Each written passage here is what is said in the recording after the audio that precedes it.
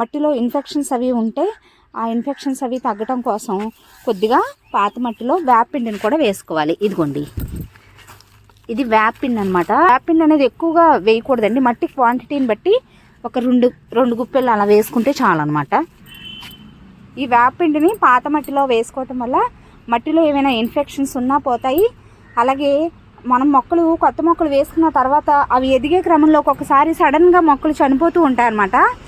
ఏంటంటే వేరుకుళ్ళు ప్రాబ్లం అలాంటివి రాకుండా కూడా ఈ వేపపిండి అనేది చాలా బాగా హెల్ప్ చేస్తుందండి. ఇప్పుడు గొర్రెలేరు వేస్తున్నాము, చూసారా?